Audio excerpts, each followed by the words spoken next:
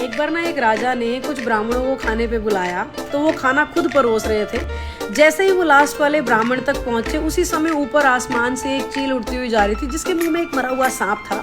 उस सांप के जहर की एक दो बूंदें ना उस ब्राह्मण के खाने में चली गई, जिस वजह से वो ब्राह्मण मर गए। और यमराज को ये नहीं समझ आ रहा कि अब मैं उस मरे हुए ब्राह्मण की हत्या का दोषी किसे मानूं, राजा को, पर उसे तो कुछ पता ही नहीं था, चील को, पर वो भी अपने बच्चों के लिए भोजन ले जा रही थी, इच्छा से तो उसने भी नहीं किया, या उस मरे हुए सांप को। ये दुविधा चल ही रही थी कि 2-3 दिन में राजा फिर से ब्राह्मणों को खाने पे बुलाता है। और अब की बार जो नए ब्राह्मण खाने पे जा रहे होते हैं, उन्हें रास्ते में ना एक महिला मिलती है, और वो ब्राह्मण उस महिला से उस राजा के महल का पता पूछते हैं।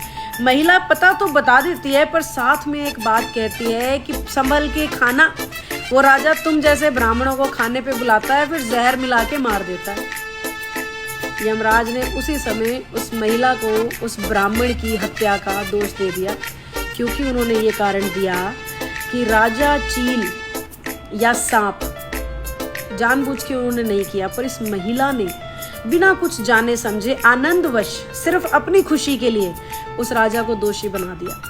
तो जब हम किसी की बुराई में आनंद लेते हैं ना, तो हम पापी कहलाते हैं। इसीलिए कहा जाता है दूसरों के बुरे समय का मजा